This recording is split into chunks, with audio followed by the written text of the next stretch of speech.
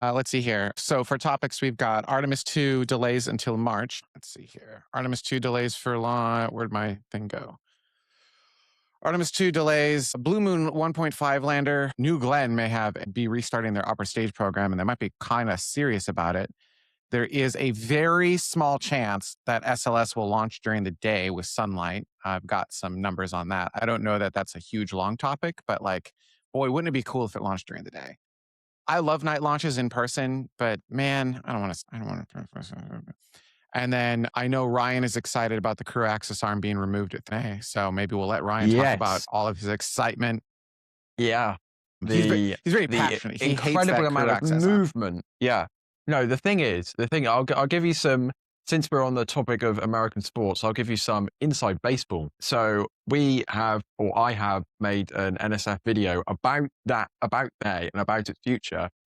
And I can't release it. I made this on Wednesday, right? I made this video on Wednesday. I can't release it until this bloody arm comes down. And it's been 4 days. 4 days, It's been 4 days. It's been suspended in the air. I went to look for footage. Just like, lower it's it already. It's wait. It's so infuriating. So I'm sat on this video for over half a week at this point, and I can't do anything with it because it's not, I need the arm needs to come down to. I'm trying to, my mouse is not set up correctly. I'm trying to give everyone, let's do this, just so everyone can see. There you go. It's this quadrant. It's this quadrant in the top. Stupid thing. I don't want that. Oh my God, I hate this. They've done the stupid thing where you have to go full Top screen left. and then close their chat. God. But it won't let me go full screen. There we go. There we go. Thanks, YouTube. Well, and then whatever. Then it does that. I hate all of this. And all right. All right. So shut up. I know how computers work. Hey. Jamie struggles with social media. While we're here, should we buy a 2026 spaceflight calendar from NASA Spaceflight? I would highly Just so recommend. everyone knows. Those calendars are they're really high quality. We've done something different this year. Instead of doing them kind of like print on demand, we've actually bulk ordered a bunch of them in advance, which means we're able to actually have a really much higher print quality on them. So what you're essentially getting for that calendar is 12 months worth of paper prints for the price of only 2 or 3. So it's actually, if you just want to look at the pictures, it's a fantastic deal. I'd highly recommend shop.nasaspaceflight.com. Is that top left quadrant that we're looking at off of the NASA Spaceflight live stream, which I did not ask permission to use in the middle of our live show. So we'll probably have to cut this part of the show out. But it's that top left stream that he's talking about, that giant crane holding that thing up right there. That's what Ryan is complaining about. So yeah. I'm sure the calendar sales will cover the royalties. Don't worry about it. That's right. I was promoting shop.nasaspaceflight, whatever the hell it is. .com. In chat. Oh, is that Chris? Yeah, wait, Chris. hang on. Yeah. Wait, hang on. I absolutely want you to go full screen on this stupid arm. And hang on, let me bring that back. Zoom in all the way. Yeah. Let me go back zoom to in all sharing. the way on the arm. Give me 2 minutes. I love that we have NASA Spaceflight here, able to actually like. I didn't even have to go like trains. Or anything. He was just here. All right, we're gonna go back. Wait, no, here. We want to this one. Cool. Is it chaos? There you go. Look at that. Freaking teamwork is what this is. So there you go. It's basically just suspended there on that with that crane. You know what? I'm probably gonna just leave all this in here, right? This show's chaos anyhow. Like, screw it. We started a while ago. We started 10 minutes ago. Whatever. So you want to just keep going? Like what? So you can't do your news story, but also, why is it taking so long for them to take this thing down? I've been, as you may have seen on my X account, I've been posting about this for the last 4 days at this point because I'm getting a bit sick and tired of it, to be perfectly honest with you. But essentially over the past, the Crew 12, too many launches. The Crew 12 pre-launch briefing from NASA had, of course, a SpaceX representative. You might have noticed that there hasn't been a lot of launches out of 39A recently. It's been, almost 2 months now without any launches. And for a Falcon 9 launch vehicle, which launched 165 times last year, that's a little bit strange. So I asked them, what's going on with 39A? You're pausing launches. You're working on Starship. That's another thing we can talk about this week with 39A. And the SpaceX representative said, yeah, basically they're kind of stalling down Falcon 9 operations. There you go. They're basically focusing on Falcon Heavy and Starship from 39A. So For that reason, all of the Dragons are launching from Launch Complex 40 on the Space Force side of the Cape. They no longer need the arm at 39A, so we assume they're taking it down. I mean, they probably were trying to take it down, but I mean, I wouldn't imagine there'd be any reason to keep the arm in the air for 96 hours unless something has not gone to plan. So maybe it's more difficult to get out than they assumed. I mean, it's been up there since 2018, so it's been in the salt, bearing the brunt of the Atlantic salty air. So maybe things have gotten a little bit worse than they expected. But at this point, we just have no idea. I just want it to come down soon. As someone who has actually walked on that crew access arm, I will say it was always eerie because it's just kind of suspended there. Mm-hmm. It was solid. It didn't really bounce or move or anything. But the tower sways ever so slightly in the wind, just a little bit, not a lot, just a little bit. And it's connected to the tower. And so, that translates. And you're just like, it never felt unsafe. It just felt weird. And you're just like, I don't know. I was like, I would do whatever work I needed to do and then just scurry off of it as fast as I could.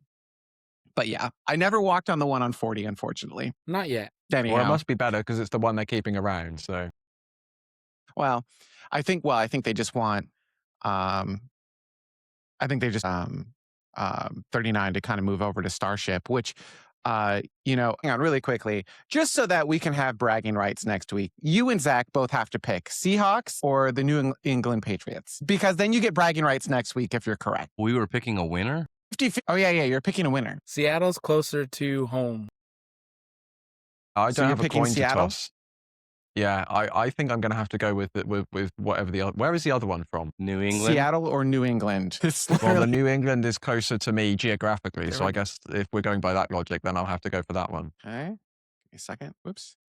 All right, there we go. And we'll wait for us. So, all right, potential bragging rights, Ryan. I don't know what the winner gets, but off you go. All right. So my point was, before I so rudely interrupted myself, yeah, the towers at 40, because I think they want to turn 39A into basically a Starship only site. So I think it'll be Starship and Falcon Heavy effectively only, and Falcon Heavy doesn't need a crew tower. Now, I guess what I don't understand is okay, cool, you got the crew tower there, just fold it back and just weld it on and call it done. But okay, whatever. So I think there's some news with regards to 30A and an environmental assessment as well. Yes, you make it sound so exciting, Jamie. Basically, 2019 time. So what is that now? Gosh, 7 years ago, NASA did an assessment on launching Starships out of 39A, and they were like, this is pretty good. You might have noticed since 2019, Starship's design has changed just a little bit, and it looks a little bit different now, slightly more powerful. And it has therefore had to go through another environmental assessment, this time with our good friends at the Federal Aviation Administration. And this is one of the requirements preceding a launch license. So they don't have a launch license for Starship and Panay. The FAA has simply said, well, technically, SpaceX and some other government agencies have done a review. SpaceX put all of these reviews together, typed up a draft, sent it over to the FAA and said, hey, we think things are good. Can you please sign this off? The FAA, for the last few months, have since been looking over this draft, and they've gone, yes, everything looks good. And they have then sent it back to SpaceX and said, you are approved environmentally. So this is just one of the things SpaceX has to tick off before they can actually legally launch Starship from LC-39A. And this information, I forgot the exact number. I think it might be 44 launches and landings per year, which means 44 launches of the full stack, 44 landings of the Super Heavy booster, and 44 landings of the Starship upper stage. So that's a lot of activity from A. And if you add that on to all of the other environmentally approved statistics from Starbase and from Space Launch Complex 37, that means they can now launch Starship over 100 times per year, assuming they get the launch licenses and they can actually, build the thing. So this is really setting SpaceX up for a very ambitious short-term future. So, and AI in space, am I right? We're going to send Grok to the moon. So let's get those Starships launching, I didn't put that. I can't believe I missed that. I didn't put that in our show rundown. That happened last week, right? SpaceX has acquired xAI, I think officially, which means that somehow now, I believe, if you connect all the dots, X or Twitter is now part of SpaceX. Yeah. And do you want to know what makes this even better? Is that because I'm very fortunate enough to earn ad revenue on X, who was on? Let's try that again. Because I'm very fortunate enough to earn advertising revenue through X. Technically, I now get paid by SpaceX in 2026. One of us on the show gets paid by SpaceX. Please pick which one. Oh, too soon, Ryan, too soon. Oh my God. Does that mean you can no longer talk about SpaceX? Well, yeah, I'm out. Thanks for watching. I'll see you next week. Man, yeah. So, what are, by the way, the other topics I do want to get to the Blue Lander, and I want to get to New Glen's reusable upper stage. But like, this is big. This is weird news, right? Like, I do feel like personally, it's a little bit of shoving a square peg into a round hole. Although it reminds me of that video of where does the square peg go? In the square hole. Where does the round peg go? That's right, in the square hole. No. But is that not how this feels a little bit? Like, yeah. Okay. I feel they're like justifying it with data centers in space. Okay, fine. Like, I actually do get that a little bit. And everyone's like, oh, I don't understand GPUs in space. You get, well, cooling's a problem, power's a problem. This actually does make a little bit of sense in my mind.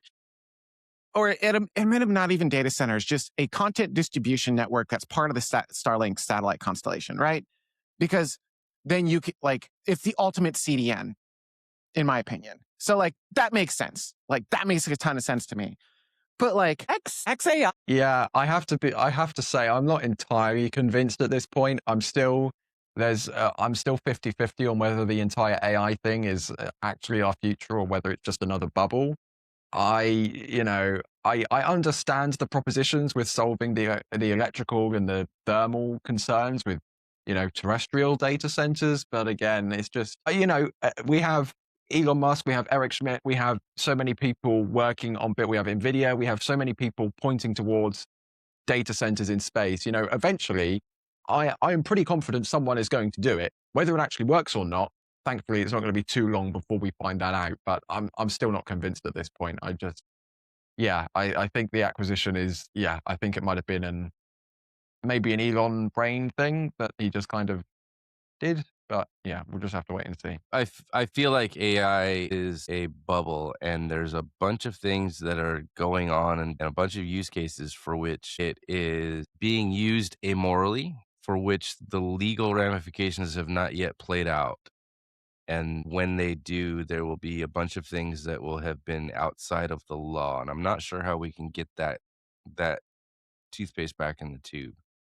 And I don't think it's constructive for humanity. I think it's constructive for a small number of companies. And that's a very, very dangerous place to be. I mean, this is how a lot of new tech happens, though, right? Like, yeah. If you look at even the internet, like there was a whole internet boom, and there were data centers, and there was fiber being dropped everywhere, and then all of that went bust. And that doesn't mean that we don't have the internet.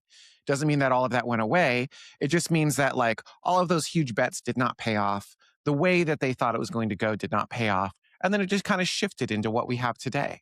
The difference there is the amount and types of data being collected and digested and being used as training ground for AI. And I'm imagining a world in which, similar to police evidence used in court, you have fruit from a poisonous tree and your entire case gets thrown out. How do you track and manage and maintain data integrity for all of the things that you are using to train your AI? And in the legal instance where you are no longer allowed to use XYZ source, the damages for that to the company that's using it and satisfactory remedy for the people that win the case against these AI companies for using data that they're not supposed to have their hands on. How do you actually put a remedy to that?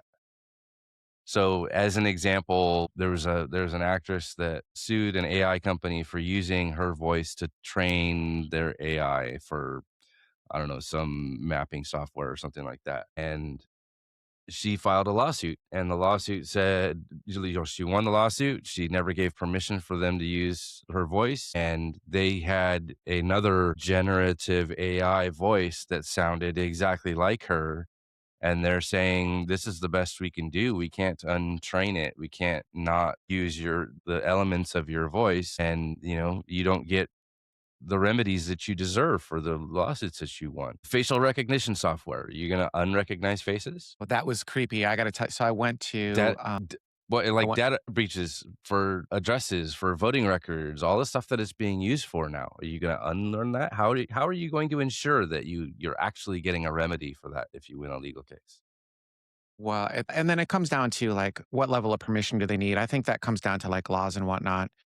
I don't know, like that. I feel like that's bigger than xAI and SpaceX, right? Like that's going to impact Mhm. everyone with regards to AI, That's which I think brings up the bigger question, which is if SpaceX has acquired xAI, which means that they also have X, does that become an anchor on SpaceX? Does it become something dragging them down as opposed to lifting them up? I think the intention is to lift them up, right? Like data centers in space and AI in space and all that other fun jazz. But we look at, I think there was recently a thing in France where the X offices got raided, and there was the whole like Grok mhm. doing inappropriate images and whatnot.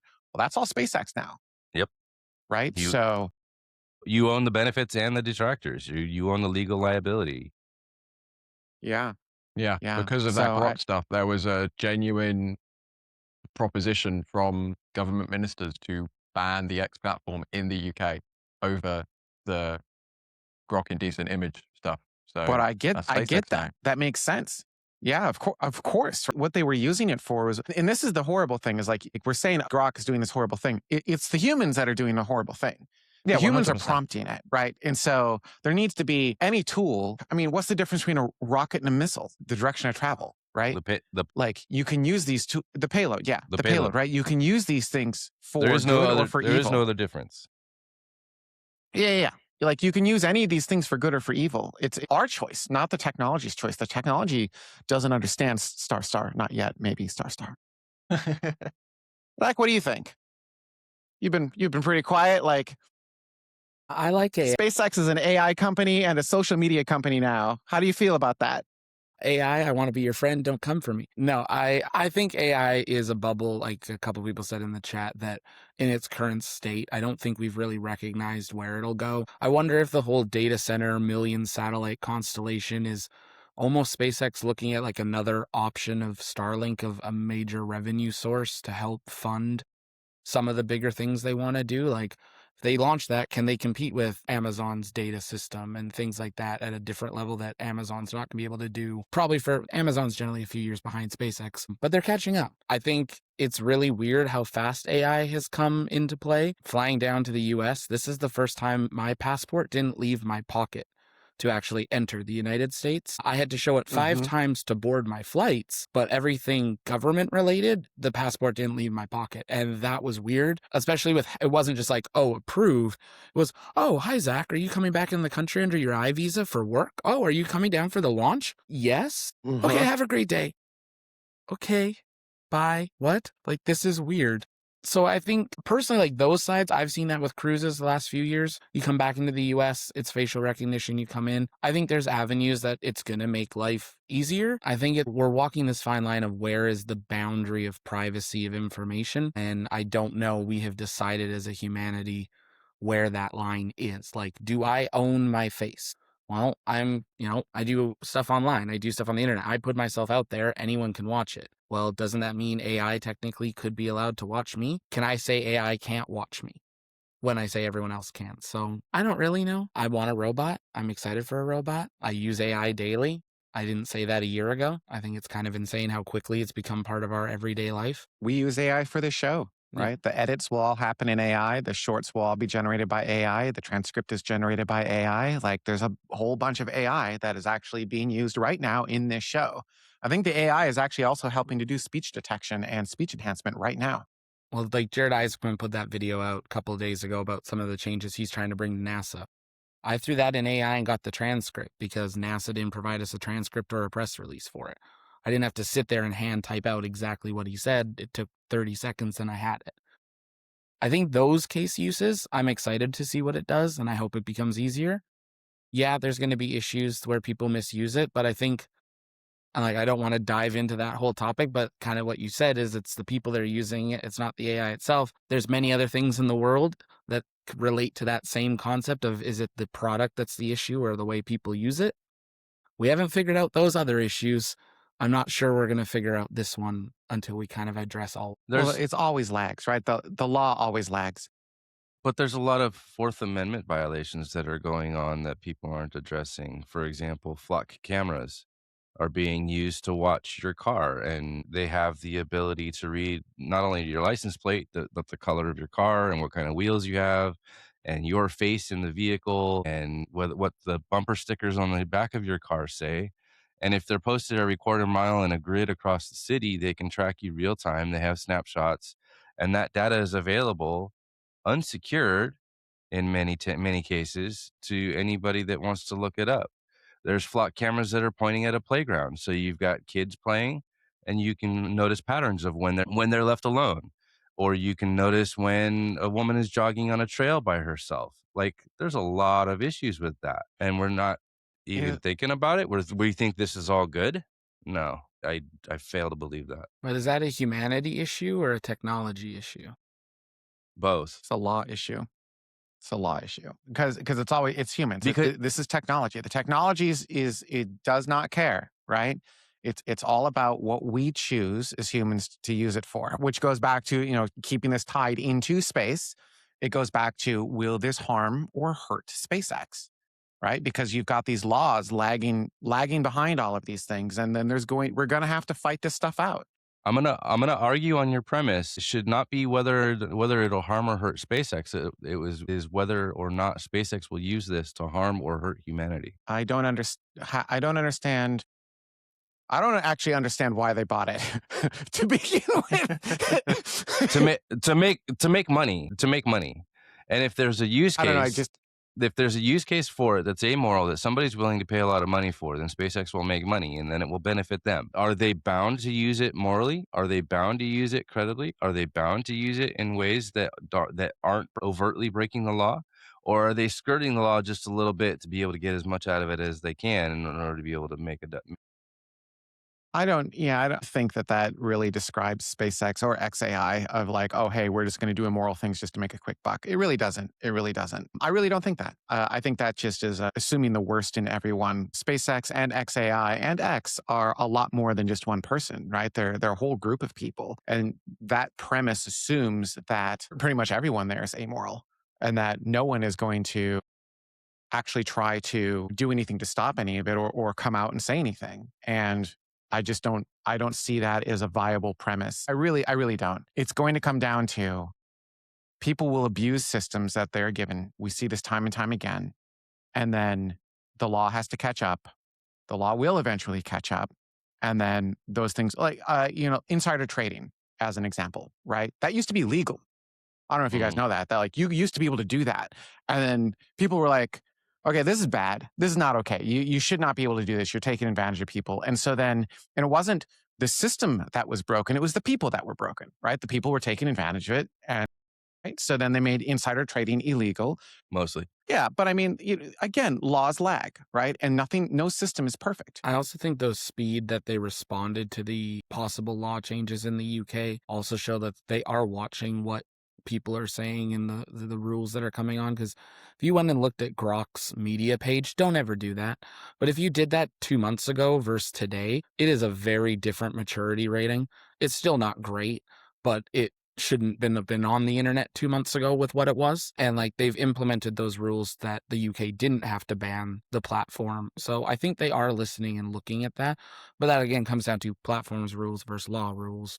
Well, and you're going to get different versions or different rules that Grok or whatever AI has to adhere to in different localities. English privacy laws are different from the United States privacy laws, so they're going to gear the code is used in those areas to be able to obey those laws to the minimum extent necessary in order to be able to satisfy the things that they want to accomplish. Do they really build it I to think that, though? SpaceX is To the Huh? minimums? Well, I think SpaceX is set up for that already fairly well, right? Because SpaceX already flies over a lot of countries and has to radiate over countries. They already have to deal with worldwide regulations on how rockets work with regards to launching over overpopulated areas and landing. So I think they've already got a lot of those tools necessary. And then you've also got Starlink, right? When Starlink is it's a worldwide entity effectively, right? So they already have systems in multiple countries. They already know how to deal with laws in multiple countries. They already have kind of that back end from a legal standpoint to deal with that. So I don't think that's a huge concern. They'll just have to figure out like how to deploy that from a grok level. But then it goes back to the fundamental question for the space show is like, is this good or bad for SpaceX? Like, because I've heard multiple times AI is a bubble, right? I'm not sure I disagree. But just like, the internet was a bubble, it came back on the other side. Every single person here has the internet. If you're watching this show, you have the internet.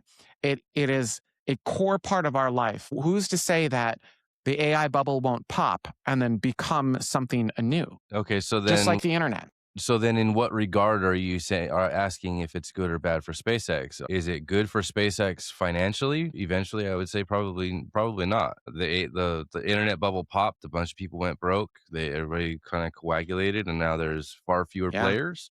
And coding is now cheap, and websites are now cheap, and you can pay, you know, was it Squarespace or whatever to be able brought to you by Squarespace, to be able to make your own website and anybody can do it. Sure. Okay, fine. Is it good for them to have this as an asset to the extent that it is an asset? Yeah, probably.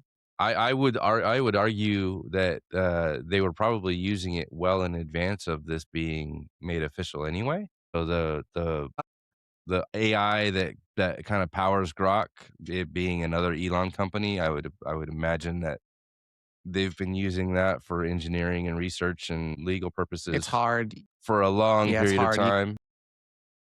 No, not really. It's really difficult to do that because that means that intellectual data is leaving the wall, leaving the perimeter of SpaceX, right? And so when that happens, that becomes an ITAR year. Not No, I necessarily. can tell. I can tell you with certainty that it was not happening. They can Like it was. There's a not hard. Yeah, that was 100%. That was not yeah, but they happening. can bring that model into SpaceX so that it doesn't leave and still use it. Yeah. Unfortunately, it's not actually that simple. And at least when I was there, that was not the case. I know that there were things that were getting worked on, but no, that was not happening. Actually, using AI inside of SpaceX was very difficult to do. That's actually a really good point. This actually might be advantageous to SpaceX if they can surround the perimeter, move their perimeter out around these models a little bit so they can actually use AI for development. That would be really, really great. That's not to say that there was none, but it was very, very limited and very, very restricted. And it's not what you're thinking. It really wasn't. Because export compliance, because everyone's like, oh, blah, blah, blah, you like companies bad, but like they take this stuff very seriously. They take security very seriously. They take export compliance very seriously. They do not want this technology getting into the hands of people who are going to do bad things with it. They really don't. It's not we have to follow the law. It's very much so we really do not want bad people getting access to this data. Or So other like, or yeah, that too. I don't think that really ever came up as much as like anyhow. Copilot that is standard in Windows applications has been removed from my workplace because it's a Yeah, security risk. yeah, 100%. Like, I don't know if you're allowed to say, do you guys have AI you're able to use? You Yes. have the same problem, don't you? Yes. Okay. Well, Yes. anyhow, there you go. So then I guess my question though is with regards to SpaceX, and let's go around the room. When I say, is it advantageous to SpaceX? Let's boil this down to the fundamental thing that SpaceX is trying to do, which is get humanity to Mars. If humanity is trying to get to Mars, and is the merger with xAI going to help them or hurt them sending humanity to Mars? I think that's, if I were to put a more precise portion, that can be helping with the technology stack, that can be helping speed up the process, that could be helping with financials, or it could be hurting the technology stack. It could be dragging it down if there's a bunch of legal stuff that gets in the way. Like, I really don't know. Do we think that this could be advantageous or disadvantageous, whatever the opposite of advantageous is? Disadvantages. Ryan, disadvantages is this. Why don't we start with you? I personally believe in terms of getting humanity to Mars, the AI thing is going to be a net negative for that initial colonization, simply because it's clearly got Elon's attention right now. And I think his recent business moves proved that, to a great extent. This is clearly something he's very interested in. As a person, when he obsesses with something, he obsesses with it. And this is what he's interested in right now. And I think that Mars, even though in his statement that he put on the SpaceX website, he said that he's still focused on Mars.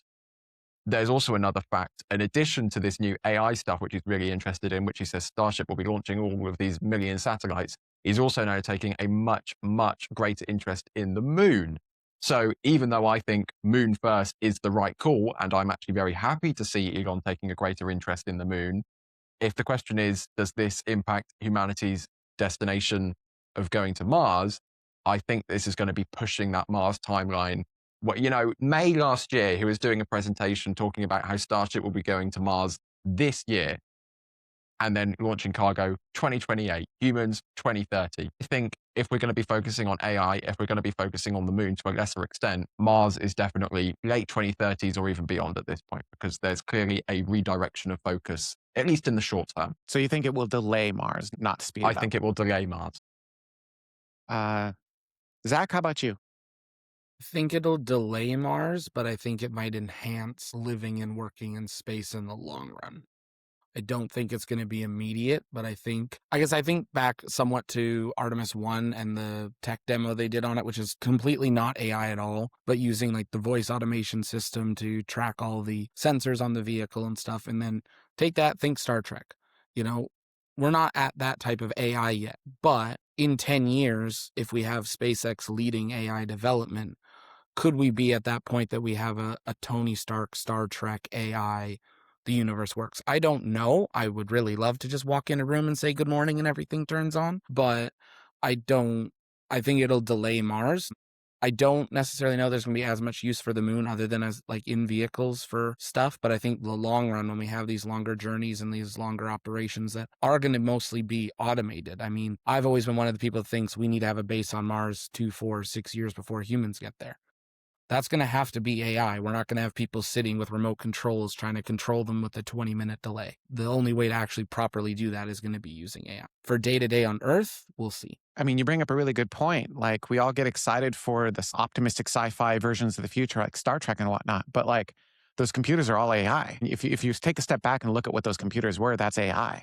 And so we can sit here and be all angry about AI, but if we want that optimistic version of the future, like that has been the dream. That has been the dream for decades. And again, you can use this for good or you can use it for evil. It's our choice, not the technology's choice. It's our choice. We have to take responsibility here. If that's the case, though, I think it's a misnomer to call what is currently available AI. I would agree with that. I don't think it is AI. It's a large language model. It is not actually reached, to Zach's point, it has not reached Star Trek levels yet. And I think what we're now calling AGI, artificial general intelligence, is actually what people think of as artificial intelligence. And I don't think we've reached AGI yet. Right now, it's just Jared, I know you just massive search engine. Yeah, but it's a really good search engine that hallucinates from time to time. I only like it when half of my information is correct. I mean, that's a problem. It's a legitimate problem. You get your AI answers and you have to be like, okay, how much of this is actually true? How much of this did you just make up? And it's not like true, like, oh, Now hey, let me I go can check bend for the myself. truth. I love Yeah. But like, And it's like the stories you get out of a 5-year-old. They're yeah. It is. And then like the AI, you can always tell the AI images because you're like, and why do they have 6 fingers? I don't know. Why are hands so hard? I don't understand. Jared, I know you just showed up, but before you begin, you are required to pick one: Seattle Seahawks or New England Patriots. Gosh, required to pick one? Yes, you have to pick one.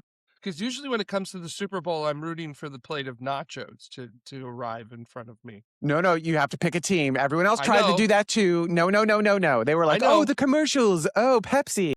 I know. But based upon what I am aware of with the young quarterbacks and the experience of the Seahawks playing, I'm going to go ahead and go with the Seattle Seahawks. We're going to keep this the Seahawks. All right, we're keeping this West Coast house on the West Coast. But also, good luck to everybody. We're all going to, unless the commercials are good, we're all going to lose. As long as they don't Good show luck that to seal everybody. commercial again. You know, we were talking about facial recognition. I was actually at the NBC broadcast compound outside of the stadium, I think a week ago, this last week, whenever I was there. Nice humble brag. You know, they take security. They take humble brag, but they take security very seriously. Hang on, let me just pat myself on the back there. They take security very, very seriously there, as you would expect, right? Like they don't. This is one of the largest broadcasts in the world, right? And you know, people use, oh, this is the Super Bowl of what, you know, NAB is the Super Bowl of broadcast, right? But like the Super Bowl is actually the Super Bowl of broadcast. It is the largest event. And so I walk, they're like, hey, we need all your personal information, date of birth, you know, name, and then we need a headshot. And I'm like, a headshot? That's weird, but okay. So I send all of that over.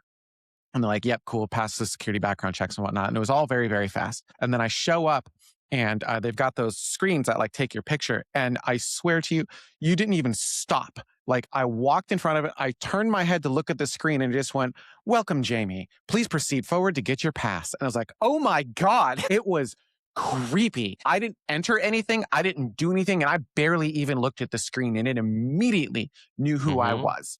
Like that's the level of technology that we've got today. I don't know that that was AI, but like that's happening. Like it's AI.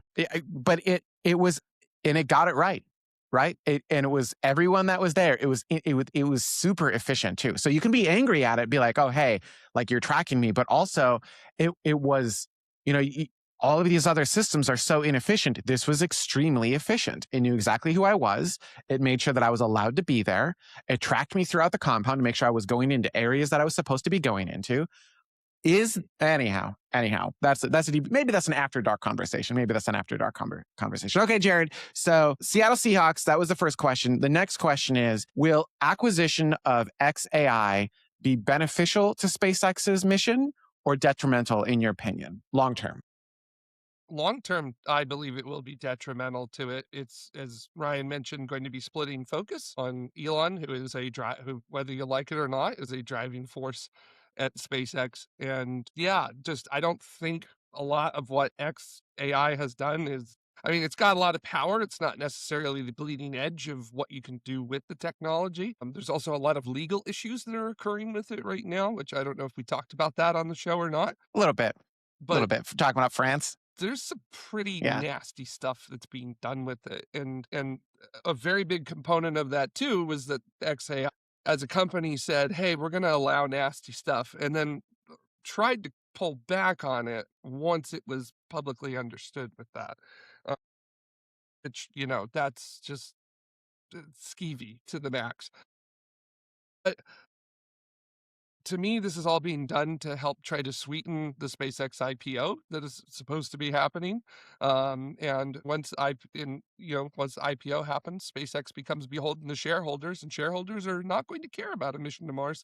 They're going to care about profit. So honestly, you know, I've said before that crewed mission to Mars probably isn't happening until the 2040s. And I remember a lot of people laughing about that at that time when I brought that up. But now I think it's going to be even further delayed because shareholders want money. They don't want missions.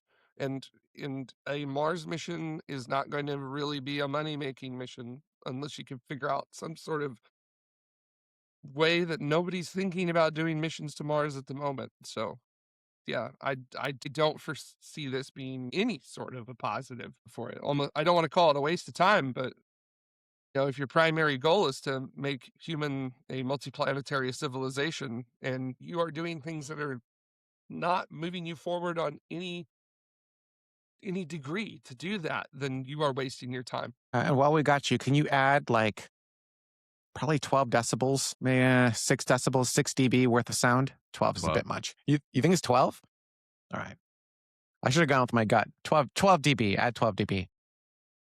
Go with my gut. All right. I think we've the problem with this particular topic is it's heated, right? Because it's like all of the politics rolled into one, right? It's everything. You either love this or you hate this. And so there is no winner here because you love SpaceX or you hate him. You love Elon or you hate him. You love his politics or you hate them. You love AI or you hate it. You love to, and then it gets all wrapped in twisted around and turned into weird things, which is why I was really trying to focus on fundamentally, is it good for SpaceX or bad for SpaceX? So I know we didn't fully go around the room, but I think we'll leave that there. I would love to know your comments down below as best you can. Try not to get twisted up into a knot, right? Like as best you can. Like, what do you actually think is going to happen without turning it into a giant political thing? Not everything in the world has to be politics. We don't have to be on team A or team B, right? Is this good or is this bad? Except for the Super Bowl, where I require you to be on team A or team B. The beautiful irony, and don't call me out of my BS. Don't call me out of my BS, Ryan. Once again, both sides of your mouth. Pull up Grok, pull up ChatGPT and ask them the question. Oh, someone should do that. That's a great idea. I think, so I really want to talk about, well, first off, the whole point was we were going to talk about Artemis. So I want to at least talk about Artemis a little bit. I didn't intend to go this far off script, but it's me. So of course we did. But I'd love to talk about, Artemis a little bit. And then I also want to talk about Blue Origin is doing some interesting stuff. At least Eric Berger was tweeting it out. So I want to cover that. To transition into that, Ryan, do you have some trivia questions for us? I do. I have some trivia questions about SpaceX because we haven't talked about them enough already today. No. Okay. What's our first trivia question? Our first question, it even fits on the graphic. Look at that. SpaceX just conducted a static fire for the upcoming True 12. There we go. True 12 mission. What booster serial number is assigned to this flight? Is it A, B1111, B, B1101, C, B1091, or D, B1081? Let me see if I can get the music going. Hang on. There it is. There we go. Way too loud. There we go. No one has eardrums left anymore. Nope. I cannot hear a word you're saying. See, I think Colton, if there's a way to get polling into the app as well, so we could actually pre-stage questions and then just push them and then get those answers like on the screen in real time, that'd be really cool. All right. Where do you want to start, Ryan? Who should I go with first? I'm gonna go with Jamie first, so she doesn't get any ideas from any other people. Are you calling me a cheater? No, not at all. Because I 100% do that, and I listen to other hosts, and I try to pick up. All right. Legitimately didn't realize that the boosters were already up to like 11 series. 1111 feels wrong. 11, I don't know. I'm going to say B1091, Charlie. Maybe, I don't know. I'm going to say B1091 because I don't ever remember seeing like an 1111 or 1101 serial, but also I stopped looking like years ago. I stopped paying attention. I'm going to say C, Charlie, B1091. Okay. Jared, what do you think? This is this booster's second flight, if I remember correctly. So No, I'm going to go with B1101. Data, what do you think? I don't know though. Zach? Dang it. B1101. Okay, let's see you what the shouldn't chat have made room me go goes with. first. Let's see what the chat room goes with. Chat room went with B. I hate this. I hate this. I hate this. Once again, Shut up. This is a very peculiar situation we find ourselves in because everybody bar one person has selected one particular answer. That answer being B, which is B1101. And it's very curious that you should all select this answer. Didn't know. Because it is in fact the correct guessing. answer. So well done, everybody. You've gotten a point. Everyone apart from Jamie. So was I. Yeah, I was guessing too. So you all guessed correctly, and I didn't get to guess correctly because I had to go first. Stupid. All right. Let's talk really quickly about Artemis if we can, and then I want to move on to New Glenn. So ironically, I thought Artemis was going to be like the main topic of the show, but as we go into it, I don't think so. So that was a bit of a rough wet dress rehearsal. I feel like you guys agree. Rough is the wrong word. Perfectly. It was leaky like usual. I feel like it was all the same issues as Artemis 1. It's like, how have you not figured this out yet? Don't worry. Someone asked NASA that very bluntly in the press conference, and you should have felt the atmosphere in the briefing room when that journalist was like, you had 3.5 years. You haven't figured this out. The whole room just kind of shuddered of like, wait, how are they going to respond to this? They're like, Well, we did, but we didn't, and we're trying things still. Hang Yeah. on. Arguably, they've had more than 3.5 years. This was a hydrogen leak, yeah? Yeah. So, anyone remember Shuttle? Hey, Dutta, remember Shuttle? Remember the ground umbilical carrier plate? What kind of Yep. leak was that? Do you remember, Dutta? Hydrogen. That was a hydrogen leak. They've literally had this issue since Shuttle, and they haven't fixed it. Although, since this whole vehicle is shuttle-derived, maybe this is what you get. It's a shuttle derived Shuttle Here's- leak hydrogen. Here's the thing about hydrogen. It's really hard to contain. That is fair. All of the amount on paper, it's great, right? Because it's just it's super Yeah. lightweight. You can move it really fast. You can get a bunch of it on the vehicle. Your ISP is insane. It's fantastic. But then all of the weight that you have to put into the vehicle to create the containers to contain the hydrogen, it undoes all of those advantages and then almost starts going into negatives. You know what I mean? So you really got to have a reason to use liquid hydrogen. And on a non-reusable vehicle, I don't know, man. If this were an upper stage that was going to the moon and you wanted to bring it back and it was reusable, okay, I get it. Liquid hydrogen is your fuel. You can mine that on the moon. I get it. But as a expendable earthbound only vehicle, I know Orion goes to the moon. SLS doesn't. The core sections don't. Stage 1, stage 2 don't. Hey, So they're I don't they're know, just man. doing the One of best the biggest that the things about National that- Launch System in 1991 provided. Okay, so just give them a break. They've been working on. You go work on something for 35 years, and let's see whether you're tired or not. So I did a quick Google search. What is the hardest gas to contain? And while hydrogen rated 4th behind tungsten hexafluoride, uranium hexafluoride, and chlorine, hydrogen is extremely difficult to contain because the small molecules leak through almost any material, including many metals and seals. So you gotta use the right materials so that the hydrogen doesn't escape That's between interesting. the pores in the material. I would have thought Mhm. That Taco would Bell contain after 6 everything hours else. in the stomach would have been one of the hardest things to contain. So That's a Wait, what problem was with number one? okay. the pressure vessel. Oh, Jared. COPV. Gotcha. Tungsten What was number one? tungsten Was hexafluoride, number one? because it destroys most Yeah. organic materials and is Fluorides notoriously are- hard to manage due to its reactivity, as it instantly Yeah, what- decomposes in humid air. Hmm. And then there's a What Ika said, video like attached, fluorides are which I scary. can't wait to watch. They're really scary. Uranium hexafluoride is technically a solid, but it sublimes into a gas at 56 degrees Celsius. So it is Yummy. exceptionally reactive, corrosive, and radioactive. And chlorine is a dense toxic gas that is highly corrosive, requiring Isn't specialized there rugged container materials. So there was a book called Zach, Ignition, you were. which if you're really Go ahead. interested in learning about a general Yes. history of rocketry and the general physics of rocketry, Ignition is a really good book. It's also a stupidly entertaining and hilarious read as well. If you don't know anything about physics, you'll love the book just from the jokes and the stories in it alone. And I think there's one that the author talks about. It's chlorine pentafluoride or something, or chlorine hexafluoride or something. But it's basically like it eats Yeah. through anything. So you have to coat the interior of the container in a solid layer of the actual chlorine pentafluoride.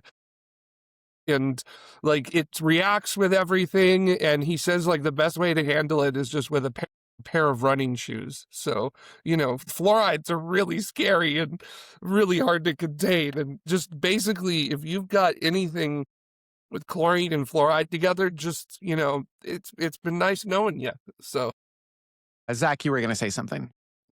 I think one of the questions I had with the wet dress is, and they tried to address it, or the press did, was it was cold. When I got on my plane to fly down here, the captain was like, do you actually want to go? We have enough fuel to keep going south, or we can go west in Canada and it's still warmer than where we're going in Florida. And he was serious. But they shifted the timeline where they would be within acceptable wet dress testing, maybe not launch, but wet dress. But they said everything that they learned from Artemis 1, they did for this one, which was they stopped, they started, they stopped, they started. They had to warm up the seal to do this. Would they have had a successful wet dress if they just did it 3 days later when it was finally Florida in January again or February? Or was it Still- actually cold enough that impacted the seal? I have such a hard time with the exterior ambient temperature being an issue when you're loading. What is the temperature? It's Hey minus Siri, what is the 422 degrees temperature of Fahrenheit, liquid right? hydrogen? reducing its temperature to minus 253 degrees Celsius. Minus 253 Celsius. Casual day in my Miss- winter. So help me understand how above 0 Celsius weather in Florida, right? It Is wasn't going to though. impact something that is loading. It was below, 0 Celsius. Explain to me how 0 Celsius is going to impact something that's loading It's- at negative 200 and whatever I just said Celsius. That It's doesn't not make the sense to me hydrogen. from a cryogenic standpoint. I don't buy it. Yeah. And people are like, oh, it's the it's seals not- on the SRB. Look, there's other parts involved. You're not lighting There's the other valves and SRBs. seals and things. Which and those seals are warmed anyways. Actually, yes. That's right. After Challenger, right? That was one of the changes. Like, what are we talking about with ambient temperature? It doesn't make sense to me. Look, I don't deal with liquid hydrogen. I don't deal with cryogenic fuels. It is black art dealing with cryogenics. Like, that stuff is crazy. It's just insane Yeah. how tricky it is to work with cryogenics. So It's black I'm an idiot. Don't magic to listen to me. cryogenic It's the kind of fluid stuff that engineers as people well. wearing funny hats sit in dark rooms, lighting candles, chanting in languages that haven't been heard for thousands of years, trying to figure out how to make it work. You saw it. You saw our launch readiness review. My God. Actually, that would be a great LRR. Can you imagine?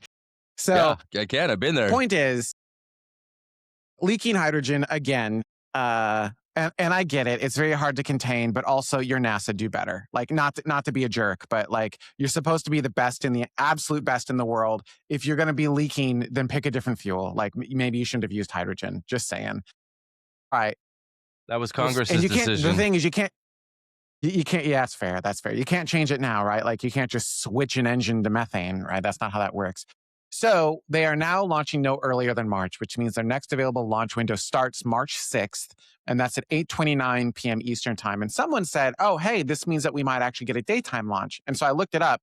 Sunset is actually April- 6:26 p.m. Eastern time. April 1st is your So, only daytime launch. Those two don't work. But there are Really? multiple dates. Negative, actually. There are two, yes. So April 1st, because it's a 6:24 p.m. Eastern launch, and the sun sets at 7:37 p.m. Eastern, so that would be in daylight. The other one is April That'll do it. 30th. That is a 6:06 p.m. Eastern launch with the sunset as 7:57. So you'll have even more light on that particular one.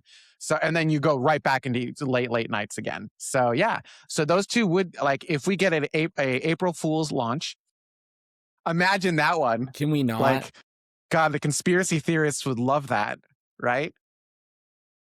It's only a Or full in if it April- happens before 12 What if we noon. launched on April 20th? So we're all right. It's always Twel- 12 noon somewhere in the world, Ryan. Is that a real thing? It's still we'll the look UK. at that it is. later. The Yeah. full only counts if it's before noon. Wait, what happened? I had no idea. That doesn't happen here in the US. We don't care about time. No. The fool that's only not how counts if that it happened works. before noon. So Anyhow, the That rest sounds that like sounds, an you know English what that proverb. sounds like to me? A bunch of quitters. the It's a correct proverb. tracks. So the available launch windows are March 6, 7, 8, 9. And then on the 9th, that launch window is 11:52 p.m. Eastern time. And so then we don't have one on the 10th because it's actually 12:48 a.m. Eastern the next day. So you're actually crossing over the day marker. And then we have nothing after March 11th. We jump to April 1st. April 3rd, 4th, and 5th, April 1, 2, 3, 4, 5, 6, and then nothing again Counting us until all. April 30th, which is good for me because I have to go to NAB, and NAB is in the middle of April, and I did not want to have to choose between NAB and Artemis 2. Now, the question is, do you think they will have their hydrogen leak issue fixed, or are they going to have to send the red team out? And like, No. every time they're sending the red team out, that's dangerous, right? Like, there's active hydrogen on the pad, and they're just banging on a wrench. Like, hope you don't create sparks. You don't use metal tools. Oh, are they not? Are they like giant rubber tools or something? I don't know. I don't know. All right. Also, giggity. They won't All use right. power tools. Good old fashioned also elbow with the grease. launch That makes sense. windows, That makes a lot of sense. they're not launching straight. They're not launching straight to so I don't get why we have these windows, because they're hanging out around Earth for 24 hours. Now, obviously, they're doing an elliptical orbit, but just hang out longer and burn when you need to burn. I don't get why we're so restricted to these windows. I'm sure there's a reason, but That's a really good point because go ahead, Ryan. The reason is that they're going into the architecture of this mission is that they want to put as little risk as possible into the earlier phases of the mission. So obviously as the mission goes on, it gets riskier and riskier and riskier. And for this reason, they are using the core stage itself to deliver the Orion and ICPS into its initial orbit will be going up to 2,222 kilometers. Right, so on their first orbit, on their first time around, they are going to smash all human spaceflight records from the past 53 years on the first orbit. And because of this highly elliptical orbit, which the core stage is dropping them off in, they need to launch at the right time, because if they are going to launch at a time when the Earth's rotation does not align with where the moon is and where this elliptical orbit is going to be, then they will be pointing in the wrong direction and they won't be able to do that TLI on the ICPS and the Orion spacecraft. So they need to launch in a time period where they can launch into that elliptical orbit, which is in the correct orientation, to then be extended into a translunar injection. It's complicated. maybe they just shouldn't do that. Maybe they just shouldn't. No, I mean, it does make sense, right? Because you want to, I think what Ryan said makes a ton of sense. You want to ensure that you get to the risky phases of flight. Like, you don't want to abort in the non-risky phase of flight because you were like, YOLO, let's go, right? You want to get the mission to the part where, it's harder to do. And so, Zach's credit, if it was a circular orbit, then yeah, it wouldn't matter. But because it's a highly elliptical orbit, the ellipse has to be pointed in the right direction. Damn you, Kepler. Yeah, that makes sense. So, it makes sense. All right, why don't we do this? Let's do another trivia question, and then let's move on to Blue, because they've got some exciting, cool stuff going on. Maybe? Well, we'll find out in 20 years' time. Yeah, so we've got a very technical, insightful question here on this trivia question for this show. This might be my all-time favorite question. Yeah, we are asking who is going to win some football, some sports, whatever match. I've never heard of it before. Literally, who cares? So who's going to win this silly game, apparently? Something from Seattle, something from New England, the commercials, or Ticketmaster? Well, I love it when our jokes are Let me true. see if I can get the music going. Hang on. The music is going. It's just being. There you go. Just took a minute to catch up. I'll tell you right now, I'm answering D, Ticketmaster, because Ticketmaster always wins. Always wins. It's always Ticketmaster. I would have answered C, the commercials, but like in 1990. Mostly miss. They're hit or miss now. Yeah.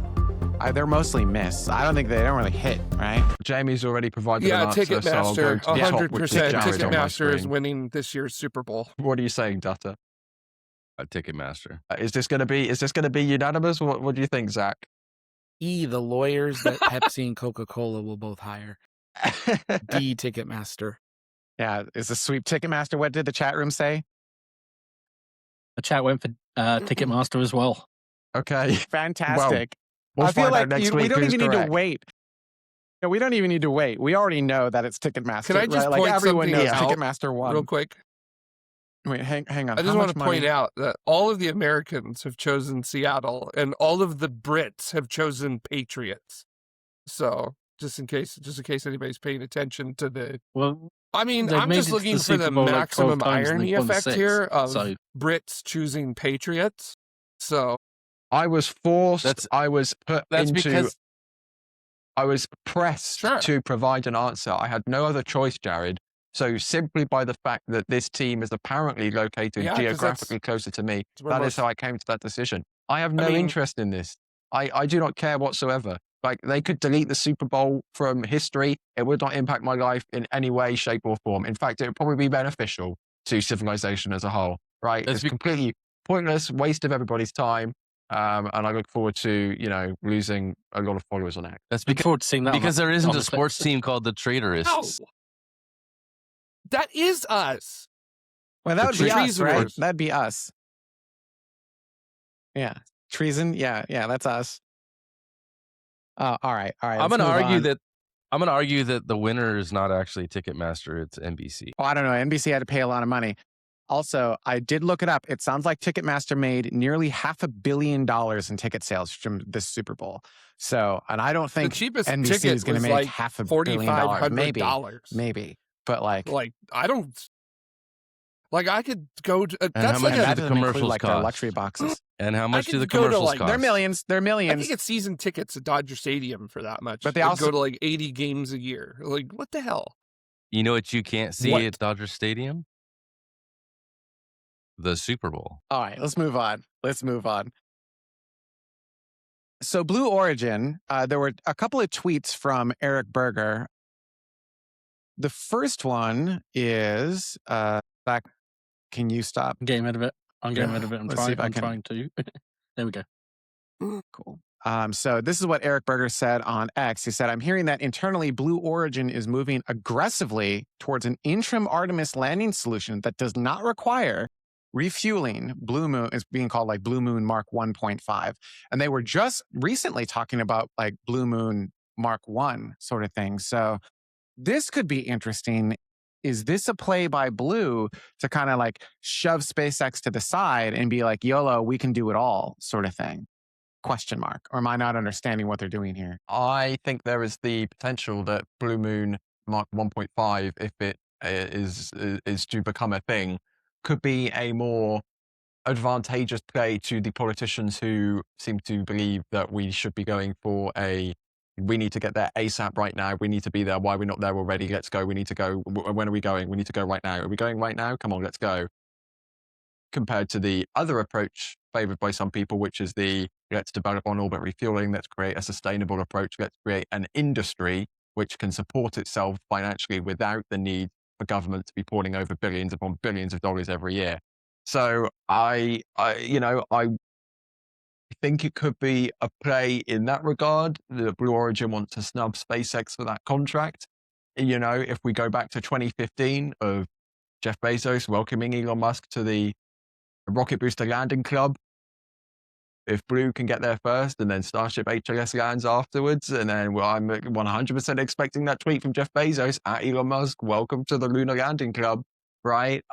I feel like, and I love that a little bit, right? Like, I feel like that era, it's 2016 all over again. That's what everyone's saying on the internet, right? 2026 is the new 2016. We're going to have Elon Musk and Jeff Bezos battling it out for lunar landers, I think if we really want to expedite our return to the moon, Mark 1.5 might be the way to go. That being said, I do not want that to become the focus. I do not want resources to be poured into this thing, meaning that refueling and Mark II and Starship HLS takes the backseat. I think that would be a terrible idea. I mean, ultimately, we need to figure Yes. out on-orbit refueling. If we want to explore the universe, this is a thing we're going to have to do. This isn't an architecture problem Yeah. with one specific I provider. think We're it's going to think have it's to figure out important to on-orbit specify refueling that sooner or as later. cryogenic on-orbit refueling. So, because we have done on-orbit refueling before. One of the very early shuttle missions in the 80s actually did fluid transfer for testing for on-orbit refueling. There was the robotic refueling mission that was done on the International Space Station in the 20s. So the cryo is the big part of it, and that would be a real shame to lose that. And very important. I mean, when they don't have a 100%. gantry in the launch pad, the Progress resupply missions regularly refuel the International Space Station for propulsion. It's not unprecedented, but doing it with cryo at such a massive scale. I mean, these are thousands of tons of propellant being transferred we're talking about here. It is crucial. It is the technology which will be able to drive humanity beyond low Earth orbit sustainably. But do we need to do that first? I think we all agree that we need to figure out on-orbit refueling, cryogenic refueling. I'm just going to say on-orbit refueling because from this moment, it's assumed it's cryo. Although it actually doesn't need to be cryo, does it? Like it could be hyper. It depends on the vehicle. It could be hypergolic. But we've proven we So can do the other already. yeah, that's fair. That's fair. Yeah. So, but should that actually be the focus right now, or should we actually just be focusing on, let's just get humans back to the moon. Let's figure out what it takes to get humans back to the moon, and then also along the way figure out these other things for sustainability. Or is the fear that if we do that, it'll just be all Apollo all over again, or we'll go to the moon, we'll get tired of it, we don't want to fund it anymore, and then that's it, we're done for 50 years again. Or I feel I have a hot or the- take. Ooh. Go ahead, Ryan. My hot take is that even if the politicians in Washington are like, we must beat China, we must beat China, we must beat China, if the US lands there first and they do not have a sustainable path to establishing a permanent presence on the lunar surface, whoever gets there first, it doesn't matter. China could land there 3 times before the US does next. But if China only has a single-use, 2-3 day lander for 1 or 2 people, what use is that compared to a Starship, which can go down and up and down and up and down and up time and time again, deliver, tonnage, serious tonnage to the lunar surface, help build up a permanent presence on the surface? That is going to be the true winner of this space race, if you can even call it that, right? If it's going to be a short-term PR hit to the United States if China gets human footprints on the moon before they can in the 2020s, whenever it might be.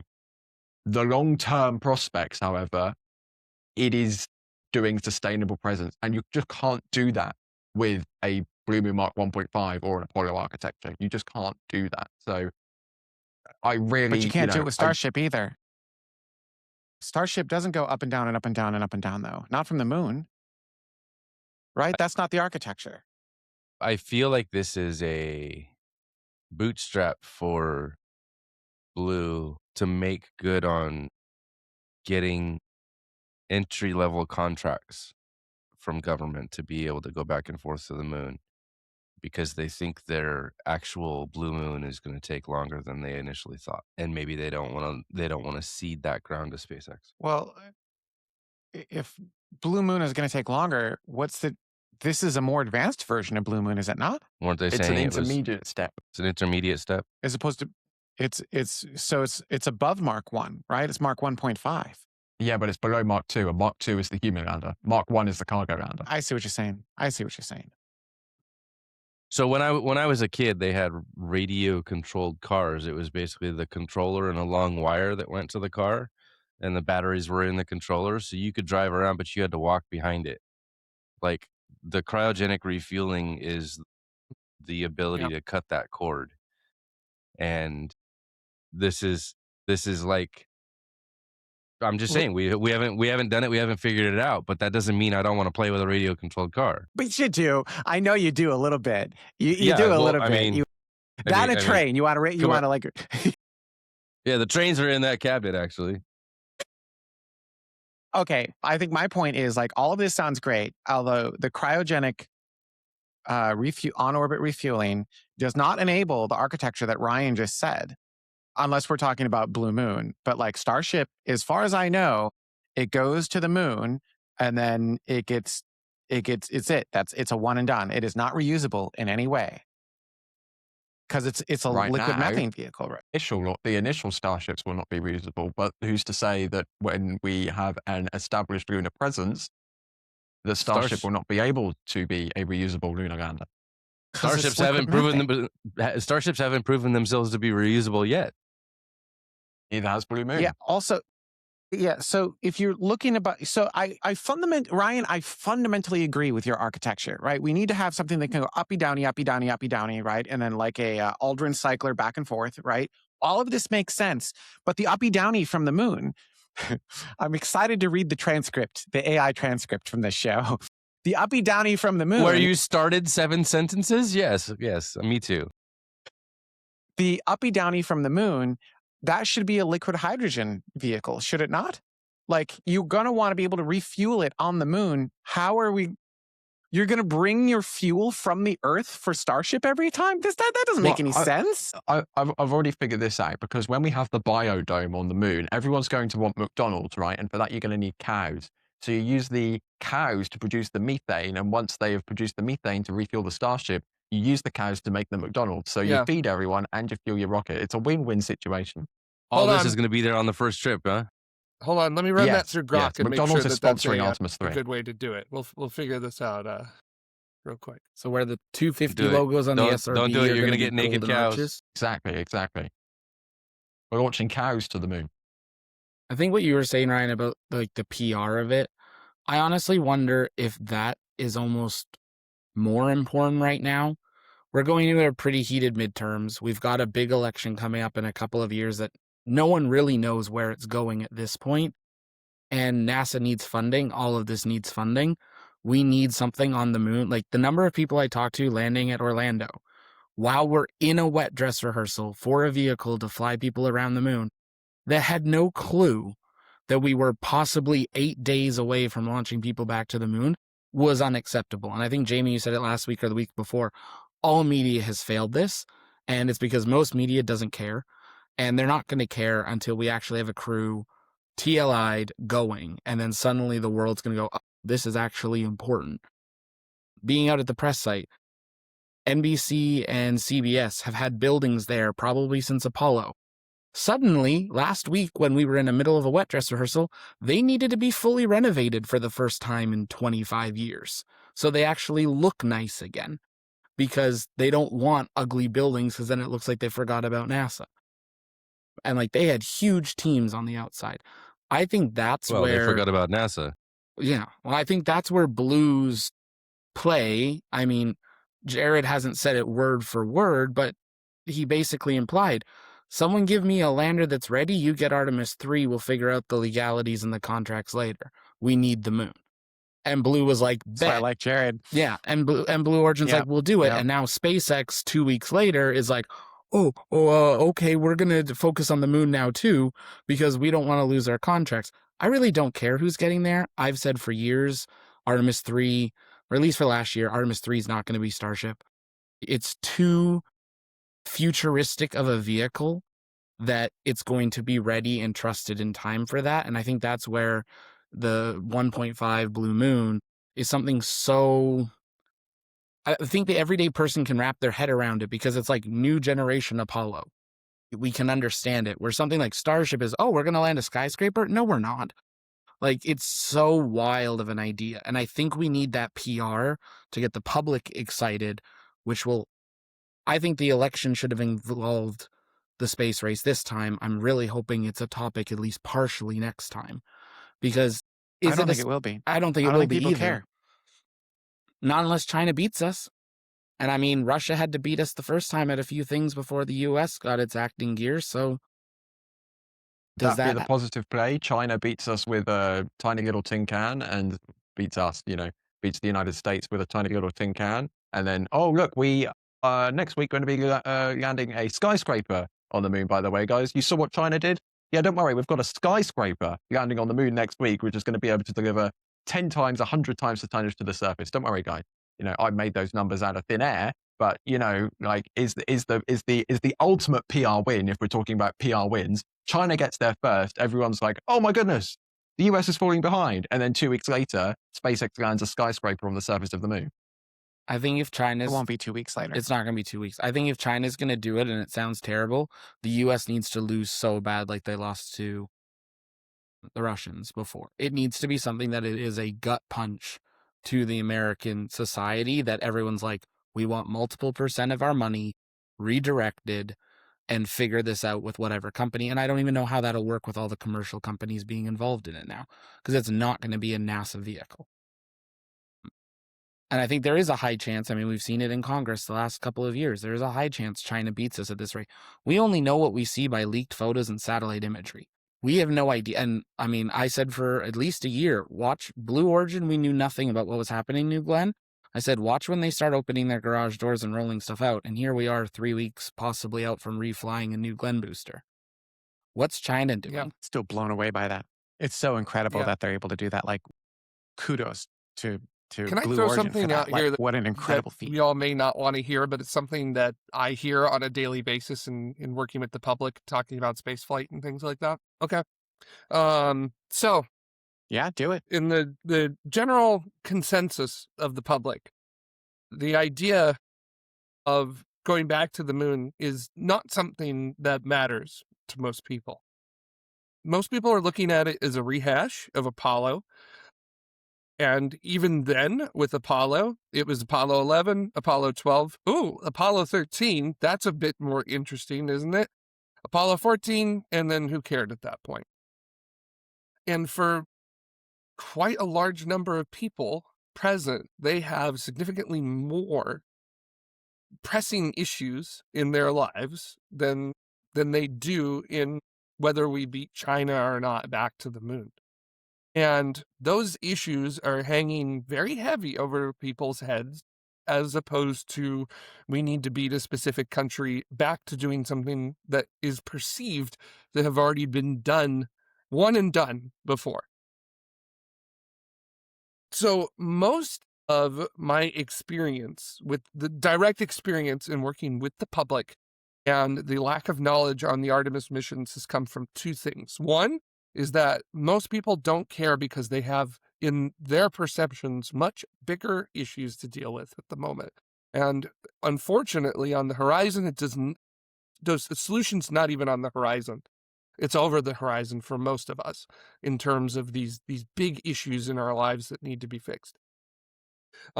And two, there's just not been coverage of it. And I think a lot of people have been pointing at the media, news media, and saying news media is not covering this. But I also want to add, I do want to tell you, did anybody actually watch the wet dress rehearsal of Artemis 2? Because I watched the wet dress rehearsal for Artemis 2, and the update was a ticker at the bottom that maybe every 45 minutes would give you a sentence of what was going on. So I gotta say, there's a lot of failing on NASA's part here, too, to provide the information to the media directly for them to actually cover this. You can't put a ticker at the bottom of a screen with a static shot of a rocket venting and expect anybody to actually want to say anything about that. It's boring. It doesn't look good. Who cares? So you can't build this perception of ambivalence about your own mission and then act surprised that everyone just doesn't really care about covering it at the present. So there's a lot of factors that go into this. It's not an easy one to try to figure out, but to me, those are the two main culprits. One, most people perceive that we've just got bigger problems to deal with. All of us in the space industry know that we can chew bubblegum and walk at the same time. We can do these amazing spaceflight things and solve problems here on Earth, and often they go hand in hand together so well. But it becomes the big issue, which is not just a spaceflight issue, it's also a science issue, which is that we don't do a good job of getting that information out to people and actually delivering it directly. And a static shot with a ticker at the bottom, I think that just says it all. Jumping In fairness. Go ahead, Brian. I would just want to say, and I'm not going to sit here and hit out at PAO because they have a very difficult job to do inside of NASA, and they do their job. Considering everything, they have done a pretty good job over the last few years. But in comparison to some of the Artemis 1 tanking tests, the coverage was significantly drawn back. The official NASA coverage was, as Jared said, a static locked off camera from a distance looking at the pad with a ticker at the bottom scrolling that updated, maybe at fastest once every half hour, at slowest, and there were multiple hours between updates on that ticker. On Artemis 1, for comparison, not all of the tests, but some of the tanking tests, they had not full-on presented coverage, but they had occasional commentary from Daryl inside mission launch control at the Kennedy Space Center, who would provide verbal audio updates for everybody to hear. They provided access to the engineering cameras on the mobile launcher, allowing us to actually see what was happening with the vehicle in real time. And on top of this, unrelated to Artemis, well, kind of unrelated in terms of mission, probably related in terms of resources being significantly stretched. Crew 12 arrived at the Kennedy Space Center yesterday, if not the day before.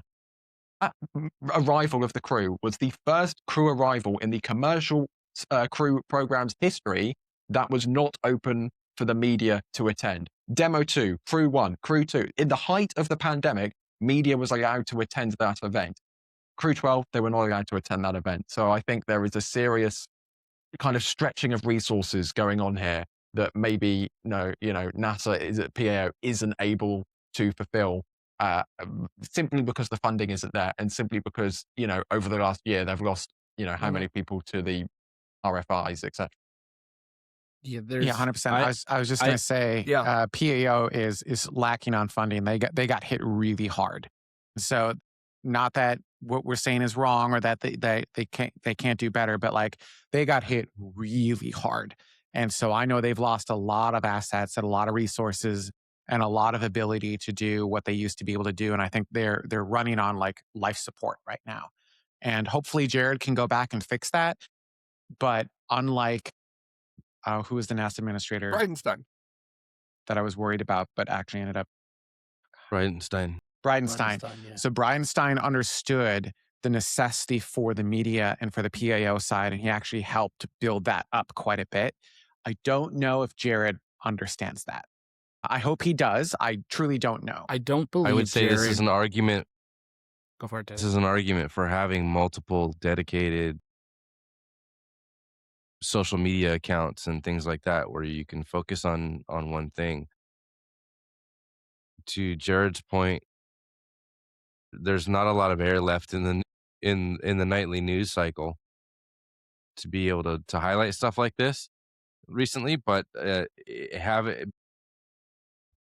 segregated into the things that you care about would be beneficial to be able to get those notifications and be able to keep track of what's going on specifically about the things you're interested in. Having everything under one umbrella, you get, crew arrival with, taking tests with, a satellite is down and nobody cares. So you kind of tune out the noise, and therefore the big milestones don't make a big impact. All right, I want to end on this topic real quick. I know we're way over time, but I don't care. It's a good show. We're going back to Blue Origin. The rumors are they're restarting New Glen's reusable upper stage program. If you guys remember back in the day, they had something called Project Jarvis, I think it was, which I felt like Project Jarvis was an answer to Starship. Right? It was kind of like it was stainless steel. It was rapid development. It was like the SpaceX way of doing things, but in blue. And I'm like, you can't, it's not how this works, guys. It's a whole culture thing, right? Like you can't just like take the materials and like work fast. You gotta instill the entire culture, right? And I'm pretty sure that program's gone. We're going to work fast for a gone. weekend and we'll catch up to SpaceX. Right, yeah. It's like they missed the point entirely. Yeah. And I'm pretty sure Project Jarvis is gone. But there's a new job for a director of reusable upper stage development. And by the way, if you have ever reused an upper stage and you want to make some money, the job posting goes up to $284,430.30. Yeah. And I think it's that 30 cents that really tips the scales. Yeah. I was thinking of applying, but it really needs to be 35 cents on the end. If not, it's really not worth it. It really is. But like, this makes sense. Like, when we look at rockets, we've got reusable first stages kind of working. I think Blue's hopefully really figured that out. I'm really excited for their next flight of New Glenn. SpaceX has clearly figured it out with Falcon 9. And it comes down to when you get reusable vehicles, suddenly, yeah, there's a cost component and everyone thinks it's cost. And it is partly. But it also comes down to you can just go quickly again. Right? Like part of the problem Rocket Lab ran into is like they couldn't keep up with manifest because they had to throw their rocket away every time. And so if you can reuse the vehicle, then, you can potentially do like a lot more with it. You can run it faster. So if you can reuse your second stage, theoretically, you can get into a much faster, more dynamic cadence with a bunch more payloads. If we're talking about going to the moon, we're sending Blue Moon to the moon. You want to send a whole bunch of stuff up there and like really give SpaceX a middle finger. Imagine if Blue figures out second stage reusability. I'm not saying they will, because I feel like SpaceX is pretty far ahead in this game right now. But imagine if Blue figures it out before SpaceX. Holy cow. I said it wasn't a price thing, and we don't know the real numbers, but the rumor is it's about $100 million to build a New Glenn first stage and $50 million to build a New Glenn second stage. So even if it still costs a bunch of money to refurbish it, it's not going to cost $50 million, you know? So there is a there's a price advantage and then a frequent flyer advantage. You should get frequent flyer Blue Miles or something like that. Come with the program. Anyhow, you take this news of them restarting upper stage program, you take the news of Blue Moon Mark 1.5. I don't know. Blue's looking kind of exciting right now to me. It's the shutdown. Yeah.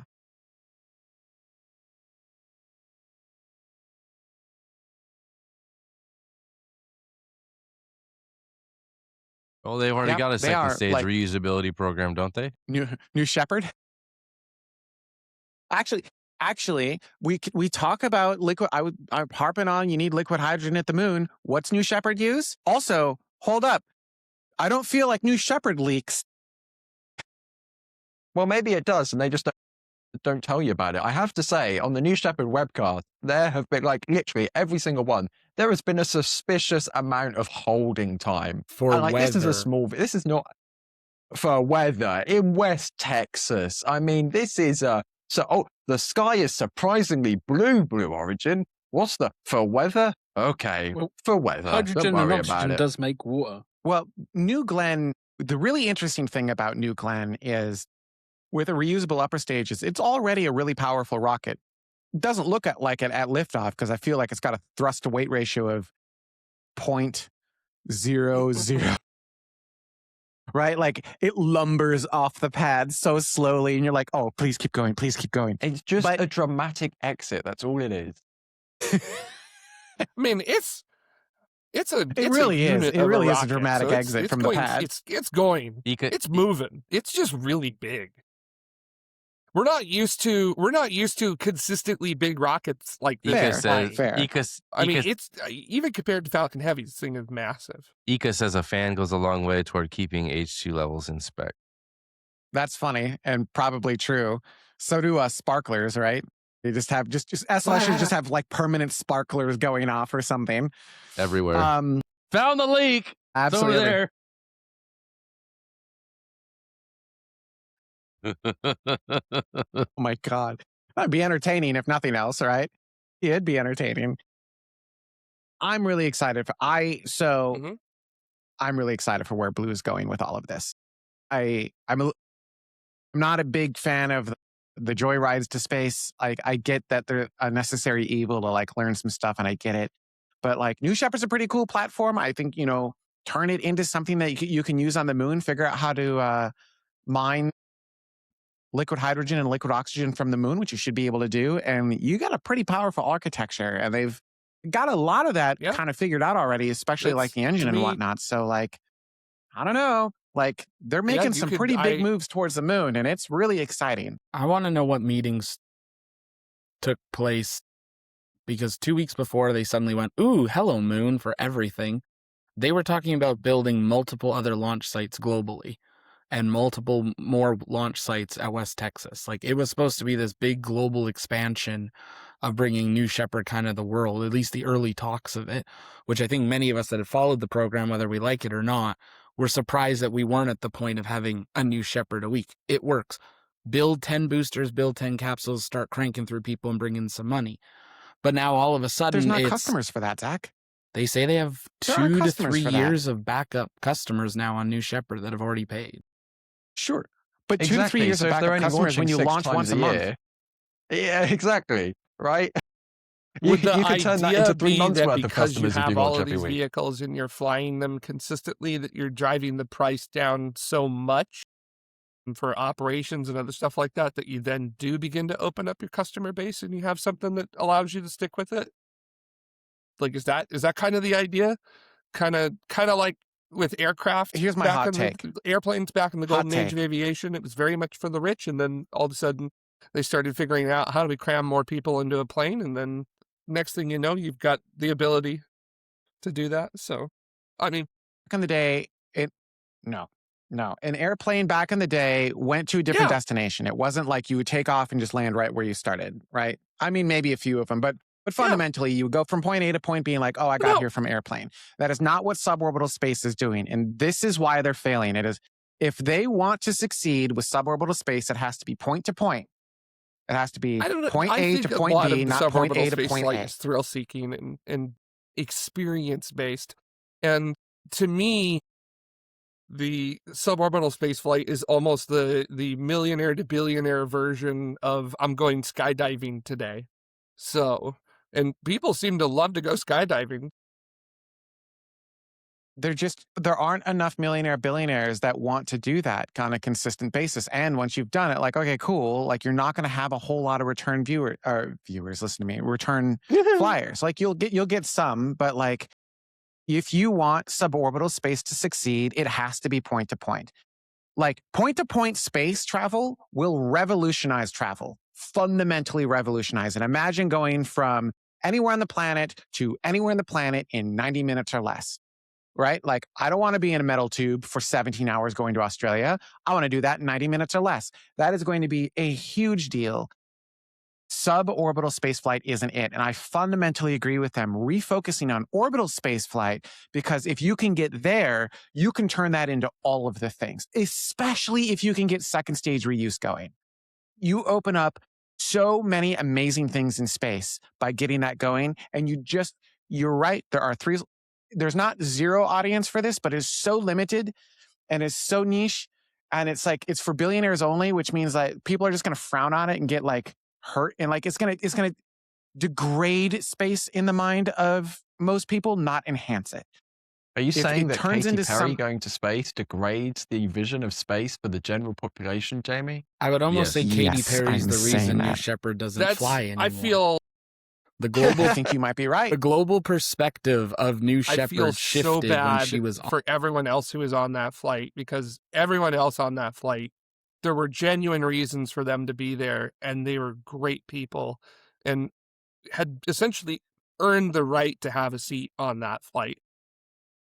I mean, if you Was got there a the money, reason for you could Oprah's do it, friend? but there's a few other people on that flight that were definitely there. So yeah, how many? enough Let's see. reason for This me. reason, this reason, this reason, this reason. I mean, I would go. Look, I would go. I think the price just needs to be brought down. I think we would see, and I'm not saying it needs to be brought down to 25,000, but if this became one of those things that you could save up, in your later part of life as 100,000 or something like there, I do think we would see a huge market of people. I mean, look at the amount of money people spend to go on a cruise for 6 months or for a year.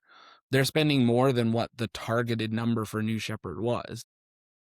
And I think the biggest issue also is, you said, Jamie, viewers by accident. No one saw New Shepard. You weren't allowed to. Like, even media wasn't allowed to go. I know multiple people that have flown and were on the manifest to fly, and they're allowed to invite like 2 guests. I'm sorry, if you're paying millions of dollars to fly, I think you should be allowed at least 10, like, or something. Like, don't build us bleachers, don't build us housing. Let us stand on the side of the road like we're in Texas and watch a launch from not an illegal parked car on the side of a highway getting yelled at by a sheriff. It doesn't make sense that this program, which needed the public's interest, or what the rich public's interest, wasn't allowed to have it. And it was funny because multiple bus drivers made the joke here that, oh, they're going to launch New Shepard from Cape Canaveral. They were talking New Glenn, but they just didn't know what they were talking about. But I'm like, imagine New Shepard launching once a week from here and revitalizing even more the Space Coast. Put it at LAX and tilt it 2 degrees and launch out of LA traffic. You'll still be faster. All right. I think that's our show. I mean, otherwise I'm going to get into how I don't like Blue Origins, how they they have an old space mentality with dealing with like PAO and whatnot. So, all right, here we go. Here's the, almost forgot about this. Where are we at? So Zach's on the board. Thank you for that.